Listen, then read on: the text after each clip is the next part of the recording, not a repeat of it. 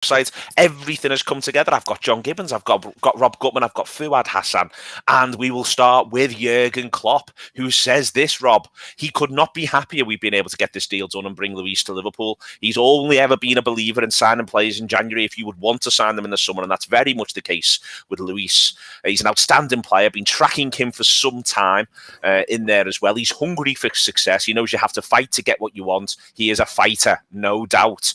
He goes on to say the team deserve to add quality, and when we played against Luis earlier this season, we saw what a danger he is. We know Porto are an outstanding club who nurture players in the best possible way and provide a brilliant football education, a class club, and have been, he has to say, tough negotiators. He thanks the Colombian FA, and finally he makes it clear his appreciation to his own ownership and football operation teams for how they've managed to act decisively to get this done. My word, Rob Gutmann, Jurgen is thanking everyone for Luis Diaz's arrival at Liverpool. Yeah, I know how he feels. I'd like to thank everyone, my parents, for bringing this to this day, for all of us in this room. I'm just emotional about it. No, it is really, really good news. Do you know what? I found myself unable to get enough Luis Diaz to do over the last 48 hours. I found myself, I managed to track down a YouTube this morning of his highlights of his performance against us at Anfield. I hadn't noticed him at Anfield, maybe because I don't look at the opposition when we're playing. You don't. You presume they're all shite, Rob. It's infuriating to stick with you sometimes at matches. You presume everyone who faces Liverpool is shite, and if Liverpool aren't battering them, Liverpool have got a problem. I never have any idea which of their lads has just scored. You know, I have no idea. It's just not my business. £10 a month. Yeah, it's a kind of commitment. Anyway, yes, but watching those bits back of him at Anfield, he's fucking unbelievable. I mean, he literally he's doing all their bits. He was really, really good, which can't be because I watched the Colombia game the other night and I'd really gone off this transfer because they were fucking shit and he was, joint shit with all the rest of them. They were awful. But Klopp's excited, and that's enough for me to be very, very excited. Klopp is excited there, John. I am delighted with the numbering. 23 is a magic Liverpool number. It really, really is a magic Liverpool number, and it to me straight away had me go, "Oh yes, okay, we've thought this one through. Someone has thought this one through." We might have said, "What about 7?" And someone might have said, "Well, there is James Milner." But I am delighted with 23, John. Yeah, it's great, isn't it? It's a class Liverpool number, as you say. Carragher had it for his whole career. It's quite a famous number in world sports, isn't it? Michael Jordan, the second most famous, 23 after Jamie Carragher, had it as well. And I think LeBron's done a bit of 23. And so it's Beckham did 23 because Jordan had done 23, and Fowler had 23. Oh yeah. How could I forget God himself? So it's a big number in this football club. It's a big number in sport, and it feels like it suits him. I was actually having a little look the other day at see which numbers he sort of could go for, and there's not loads of obvious ones. I mean, I'd have been fuming if it had took 2. I'd have sent him back. But the next lowest after that was sort of 16ish, I think, or sort of around there. So I thought he might go high teens, but I love 23 for him, and I'm really pleased he's coming, and everything coming out of the Colombian side, and obviously Pipe, who we spoke to on Friday, who seems really close to the deal, and all just seem like he's delighted. He's so made up to come in. I think that's a big thing as well. You mentioned there, Jurgen saying about the hunger, and I think he will be just absolutely raring to go, and he'll always be tempted. Get me on the next plane, as Rob says. Colombia is shite. Get me on the next plane. I'll go and join the boys now.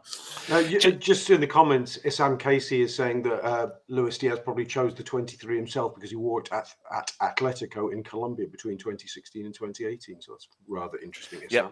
There's a bit of chat that he might change to 7 in the summer. He will have to prize that out of Harvey Elliott's cold, dead hands, would be my instinct. But we will see how that one goes. Fuad, it's a remarkably exciting transfer from a Liverpool point of view. It also puts us in a position where the embarrassment of riches, I did a little thing yesterday with a suggested team. My God, we could pick this team to play against Cardiff, and the absences from that team that I happened to pull together, were remarkably strong. We could conceivably have a front front three of Diaz, Firmino, and Gordon, which we'd all be dead excited to see. I don't think we will see that one, but we could see that one. We could have Elliott in midfield alongside Milner, Tyler Morton in there as well, and you end up with these remarkably strong sort of 23s, 24s, and a lot of this is because these lads are coming back from injury simultaneously. So you've got the lads coming back from injury, you've got the young prospects in there as well who we're now excited about, and now you've got this player. It's such an exciting remainder of the season, it really is, and Liverpool are still fighting on four fronts. Exactly, and now this sort of move and everything around it means that Liverpool can commit to all four fronts. There's no need to, even when you do rotate, there's not going to be huge changes in terms of the drop off and everything. And the big thing that excites me about him is I saw a little video going around from, I think, earlier on the season when Klopp talked about Porto before we played them. And he talked about how, Pep Linders and I think it's Vita Matos, the youth coach they got in, they both were educated at Porto in terms of football and their coaching. And you can clearly probably see that there's a link there with this signing that you feel like it's come from them, maybe, one of them where they've gone to the manager and been like, get on him, he's the future of this team. So it's really exciting because we get these players, don't we, just before they kick on to the next level. And if he can kick on to the next level anywhere near Diogo Jota, Mo Salah, Sadio Mane, then I mean, what a player we're in for. And he's got all the raw bits. Rob mentioned the Colombia game. They were shit. He wasn't great, but you could see the raw elements. You could see the speed. You could see the willingness to win the ball back really quickly, and all of those things. And yeah, I'm just so excited, mainly because, like you said, we can attack all four fronts now without a big drop off. No drop off conceivable, really, Rob. And the manager's actually going to have, and injuries will step in because we know enough about this football club now to know that lads will get injured at some point. But the manager's actually going to have a couple of selection headaches, I think, on the near horizon. He could well end up with what they call good problems to have. And, from a Liverpool point of view, that is excellent news. Yeah, I think we've probably all started doing the permutation game here. I mean, obviously, people go, well, he's clearly a left winger, a left-sided player, and all eyes are on Sadio Mane, notwithstanding the Sadio we've talked about. I know that shows that Sadio is very flexible, can play in other positions, but eyes will be on him, who will be the first pick for that spot. But I think in some of those discussions, maybe we're forgetting that Diogo Jota sort of has half an eye on that spot too at times. I mean, we talk about Diogo pushing Bobby Firmino out of the way, but he's also seen plenty of action in the left wing position. So I think we could see a lot more rotation again in our front three. We used to see it a lot more. We see Mo in the middle, Sadio occasionally flip to the right. I think this does facilitate that, and with that just makes us a bit more unpredictable. Just having 25% more options in not 25, 25% more options in our front three, because there's 5 lads rather than 3 now, gives other managers more to think about, I think. Not only how we're going to line up, but in what style we're going to line up. There was a wonderful moment yesterday where there was a tweet from Sky that then got deleted where they had a little thing, John, where it was breaking that Tottenham were going to report Liverpool for something or other, and then other stuff that's sorry. Being mean. Yeah, essentially, Tottenham appear to be annoyed that Liverpool have been mean. This to me does not feel like a sustainable football position, and yet they were. I mean, they had a nice time sort of releasing a snide statement around Arsenal when the North London derby was called off. Maybe it's Tottenham's new thing. It's one of the club values. Glory is the game. Snide be the website. But there's, it does appear that Liverpool have absolutely just done one on them, to be quite honest with you, in a way in which we've had one done on us many a time in the past. Tottenham have done a lot of the work. They've negotiated it all out, but the player wants to come to Liverpool, and Liverpool have said, well, we'll pretty much have those terms. That'd be great. Thank you very much. And on we go. Yeah, there's an article this morning. I think it's in the Telegraph. Someone sort of sent it to me. Sam Wallace. Sorry?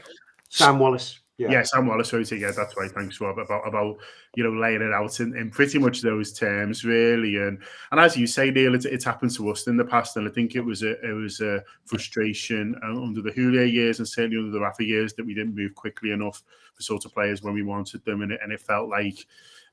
For certain players, and they could have got them a little bit cheaper if they'd have been more active. But other clubs sort of did this, swooped in later. I mean, Chelsea did it with Salah the first time around, for sort of one example. But there's plenty of others, so it does feel good that we're throwing our weight around now and we're saying, doing the swooping, if you like, and sort of getting these deals in. But they're obviously so pleased. And Liverpool deserve a lot of credit for getting this over the line. We all criticised them to varying degrees for maybe not being more proactive in certain areas. The idea of selling a centre half, not replacing him, and things like that. Last January being very slow to get a defender in, and then sort of rushing a couple through at the end. I think this time they do deserve a lot of credit for moving fast when they obviously felt like they needed to, for bringing it forward, to saying we'll spend the money now, even though maybe it was planned in January, but also for actually getting this one over the line so quickly, because when it was all agreed, if you like, and when it was looking like Liverpool had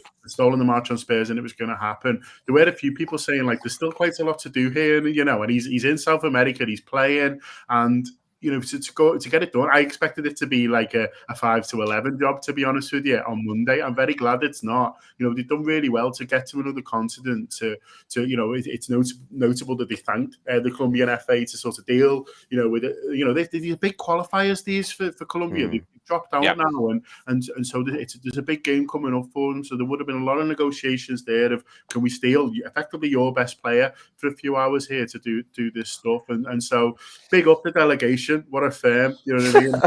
I see what I can get them doing in ours, honestly. The idea, I think, Rob, of it backs up the idea that Liverpool will move when they need to move. The manager himself there, he's been a big believer in only signing players in January if you want to sign them in the summer. He's an outstanding player and someone we've been tracking for a very long time. They're in a bit of a funny position, Liverpool, and I think at times we've maybe got to let them sort of breathe out, in and out a little bit more. I keep saying this idea that not choosing at times is a choice, that letting some sort of pass you by, you deciding you're not necessarily going to go for them, is a choice in and of itself. And I think that's what, Liverpool, they've got a pretty big squad. We are talking about it. I expect a couple now to leave, maybe 3 or 4, including maybe there's been some talk of Nico Williams on loan this morning, but it's difficult. I think they find it difficult to add to them. There's a lot of ins and outs. I think they also want the right type of personality. That appears to be a big deal. Klopp's spoken to this player in the last few days as well. The question is, we know that there will need to be an ongoing evolution. More players have come in than we actually remember at times in the last couple of seasons, but there will need to be an ongoing sort of evolution, and maybe that evolution will be a bit quicker, effectively this summer. There'll be 3 or 4 changes maybe this summer. I don't know. I mean, I think I've been given this obviously increasing amount of thought. I think we can relatively safely assume, because I don't think we're going to lose one of the famous front three this summer. Contracts might not get signed, but I don't think we're going to lose one of them. So I don't think we're going to buy another forward player this summer, which means I would take now, and I think Julian Ward and his team would take, say, Jude Bellingham now. You go, that's actually enough business, That's enough business. We got Luis Diaz. I hope fans don't get upset by this. I hope they remember that we've signed Luis Diaz in January, because this is a major part of us. We brought forward a huge piece of summer work here. That sometimes we very much separate new signings into, he's a January one. Forget that, as though that happened 2 years ago. It will have happened about 4 months before the summer window opens. He's part of our summer body of work already, and I see one more big one and possibly 2. So I could see a Bellingham and a Zakaria. Although if you ask me to bet on it at the moment, I think Liverpool might leave Bellingham Bellingham might leave himself in Germany for at least another year. So I'm not seeing the wholesale changes perhaps you think, Neil, there. I also think Curtis and Harvey are pushing on. Who knows what, Tyler Morton, how they're thinking about him by the end of the season. So it's not quite so straightforward what Liverpool should do next. But I think we shouldn't be, let's put it this way, I know this isn't coming from me. I don't think we need to be too greedy, having got this big forward signing in going towards the summer. It's one thing. Someone in the comments there says Zakaria might be at Juventus by Monday night. There's one there where, to think about and begin to sort of get excited and think about what comes next for this side now. Obviously, there's the game against Cardiff, then there's Leicester, then there's Burnley, then there's Inter Milan. My point here being that these fixtures come very, very, very. Then there's Norwich, and then there might be a break, but it wouldn't surprise me if they put a rearranged game in there before the final as well. The point being is that these fixtures are going to come thick and fast, and I do expect a couple will go. Someone in the comments is saying we need everyone if we're going to fight on all fronts, but I do think that a couple will go simply because it will be difficult to imagine precisely where they get on the pitch at this point. But all of that said, though, there's tons of games in quick succession that I've just named, and Liverpool will want to be able to be as physically strong in each of them as possible. Exactly. No, I think we're seeing the manager maybe slowly kind of open up on his idea of having a really, really tight squad, and And he does want the options, and yeah, the likes of Nico Williams and others, loans feel more kind of realistic now than anything else, because they will want to reassess and reevaluate the summer. But I mean, obviously we can all be really excited about Diaz, and we definitely should be, but there can't be too much of an expectation in the short term for him just to come in and be playing very regularly. Obviously the two guys in Africa will be back as well. But the exciting thing about getting him now is you're putting in the work now for next season, and you can see the best of him next season, hopefully sooner than you would if he were to come in the summer. So no, it's great in that sense, and there's loads of games, like you're saying, there's loads of games for all these players to kind of get a few minutes here and there, and suddenly this game against Cardiff now is the most exciting game of football I think that we've got the privilege of. So yeah, no, it's brilliant. And the other thing I think is it just shows how settled Liverpool are. The fact that he's obviously looked at Spurs and how unsettled and unstable almost it is. Liverpool, Man City, these are the two clubs now where there's such a settled infrastructure and everything. Even the whole Julian Ward thing, I remember everyone going mad about Michael Edwards leaving. How are we going to sign players? All of that.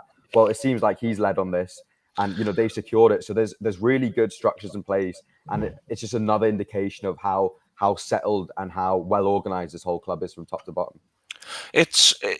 The club is settled, John, but it's time for the excitement, to be honest with you. I think we've all been a little edgy, Liverpool supporters. You and I, not least because of what we do, we have to sort of have an awareness of that. There's been a little bit of edginess, I think, across the last couple of months in an understandable way, in one sense, around the fact that Manchester City's form was exceptional.